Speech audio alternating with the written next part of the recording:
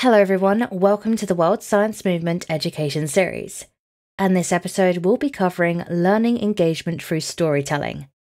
Everything, all concepts can be told from a storytelling land, especially STEM subjects, are very open to that interpretation.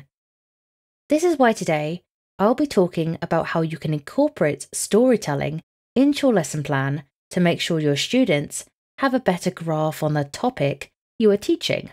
Also, all the educational materials on the Twin app are prepared in a story structure. This will allow you to test your storytelling skills on your students with the help of the curriculum you receive. Let's overview what we will be learning in this module. First, we'll talk about the benefits of storytelling. There are many benefits for both teachers and students, and knowing them will give a sense of purpose to what we do here. Then, we will talk about how teachers transform into storytellers when they are teaching and how this is important. After that, we will discuss the act of learning storytelling. Is it something that comes from within, or is it a skill perfected through practice? That's the kind of thing we will discuss. Later, we will go over the basics of storytelling. There are 3 main points to always keep in mind, and we will talk about what they are. Finally, I'll be giving you tips on engaging students through stories. You can incorporate these tips into your lesson plans, one by one, and see how your students react to them. So now, let's begin. The power of stories has been recognised for centuries. Stories are a natural mode of thinking. Before formal education begins, we are already learning from Aesop's fables or fairy tales or family history. Indeed, some researchers have even claimed that all knowledge comes in the form of stories. What are some benefits of storytelling in teaching? Stories can serve multiple functions in the classroom, including sparking students' interest, aiding the flow of lectures, and making material memorable. They also inspire purposeful talking and participation. They raise enthusiasm for reading text, to find stories or to reread them. They also initiate writing because children will quickly want to write stories and tell them. They also enhance the community in the room, improve listening skills, and overall, it is engaging. It creates a sense of community which brings us social and emotional benefits. Storytelling in a classroom is also beneficial in overcoming student resistance or anxiety, and it helps build rapport between the instructor as the students are among students themselves. That is because storytelling builds empathy, enabling us to put ourselves in someone else's shoes, which creates the foundation of social emotional intelligence that is so important in early education. And what's beautiful is that stories are not just for children. They're for all of us, helping us better understand the world. Storytelling is the most effective way to communicate an essential truth to another person. It is a connection point between two people. It gives meaning, context, and understanding in a road that is awesome, filled with chaos and disorder. And because of this, educators must use stories if they hope to reach their students. Stories will stay with people much longer than facts or statistics. If a teacher becomes an excellent storyteller, they can ensure that any concept they teach will be remembered for years to come. Stories don't just work well for a narrative. They can be used to illustrate scientific or mathematical processes as well. Take, for example, the difference between learning formulas and the ability to solve the problem in the context of a real-life example. Stories bring information, knowledge, and truth to life. Every teacher develops a personal style as a storyteller in time. Some teachers like to add arm and hand gestures, but telling stories more straightforwardly can also be just as effective. Don't think like stage fright or concerns about holding the children's attention for a long time stops you, because if you relax and enjoy yourself, children will respond to your enthusiasm and have fun as well. Now let's talk a bit about learning storytelling. And storytelling is something within you. It's like intuition or eye colour. But in reality, storytelling is a skill that can be perfected through practice, observation, and reputation. It's no different from learning a language or playing an instrument, but it's much easier. The reason is you see the results of the storytelling methods you integrate into your teaching immediately.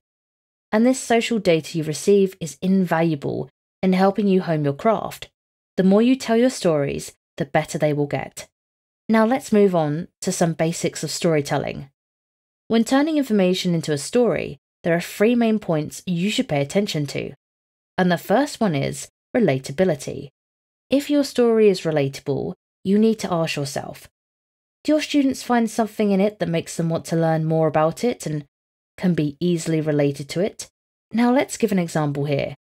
The story might be about a lonely photon finding its way out of the sun, but it's tough for it to reach the sun's surface from its core. It's thinking about the hundreds of thousands of years it's going to take to just get out of the sun. And then it still has a long way to go until it reaches the Earth. It feels alone, it feels tired, it feels depressed. And these are some of the feelings that students at the K-12 learning experience daily. By teaching this concept of a journey in this manner, you both allow the students to code this information into their brain as memory and feel more at ease about opening up about their feelings. The second basic essential of storytelling is performance. You know storytelling is one of the oldest crafts there. Think of the bards from Shakespeare or from even before. They used to tell stories while they also sang and while they also acted. So how do you perform the story? You must engage the students with your performance. This does not mean that you have to sing or act. It just means that you are telling the story, you are performing. This means you have a lot you can learn from performance. How do you use your body language? How do you use your voice? Or how do you use your tone of voice? How do you use your language? How do you use your gestures? These things are all adopted, and they make a story great and make a story impossible to forget. And finally, there is the story structure. There are different theories about what the structure of a story should be. Some say a story is a 3-act thing. Some think of a 12 steps circle called the hero's journey.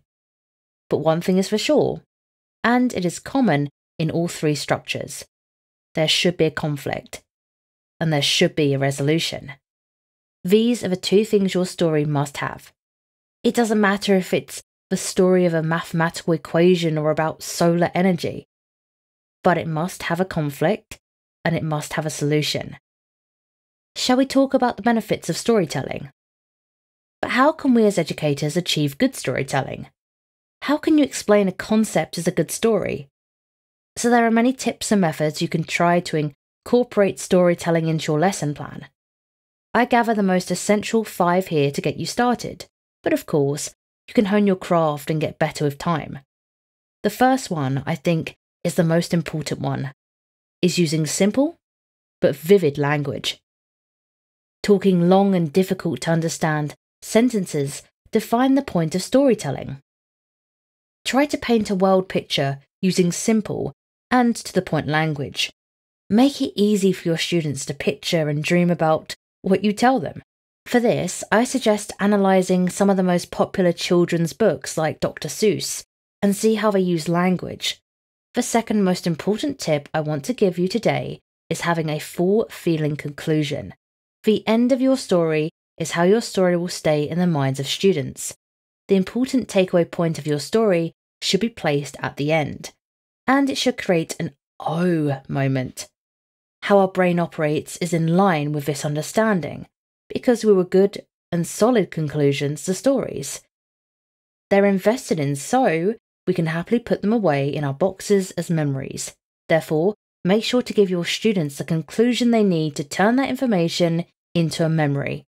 Thirdly, you should also pay attention to telling the truth. Children are much smarter than adults give them credit for, and they will sense if there is any insincerity in your words. Be upfront and honest with them. Do not sugarcoat hard facts and hard truth just because this is a story.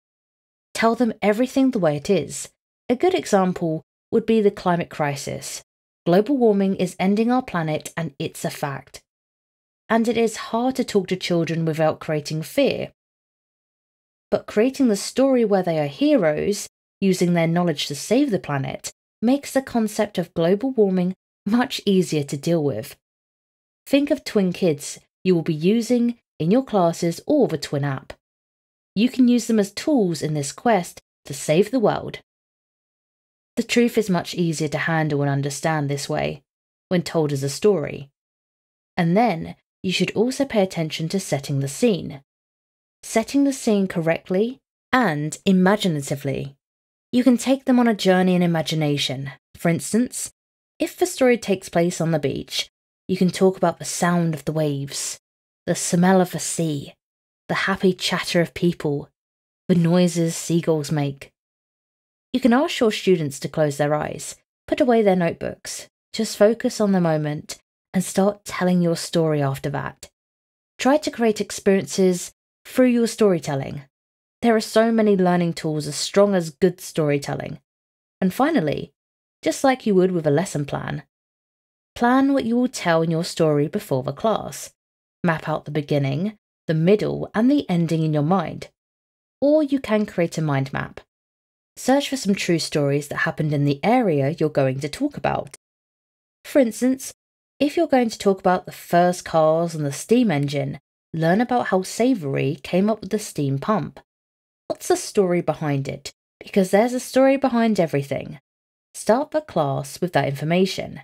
Continue with a steam pump adventure on the Twin app. Make a little vacuum experiment. If you plan these before, your student still easily follows through. In conclusion, remember your favourite topics at school. Remember the best memories. Now remember the information that starts with you. You can also trace that information back to your story. It might be a story of that day or a story that your teacher laid out for you, but stories are tools that make us remember. They help us turn information into knowledge and memories. They are more than just ways of exchanging information and extending ideas. They are your students' means of reaching out and connecting with other people. Stories can link not only the classroom and home, but can also link the classrooms with beyond. Stories provide a common thread that can help unite cultures and provide a bridge across the cultural gap. So this is one of my favourite quotes about storytelling, and I want to share with you before we finish. You may tell a tale that takes up residence in someone's soul, becomes their blood and self and purpose. That tale will move them and drive them, and who knows what they might do because of it, your words. That is your role, your gift. Thank you so much for listening. And I hope you can make use of this information as you prepare your lesson plans and use Twin Kids and app and reach your classes.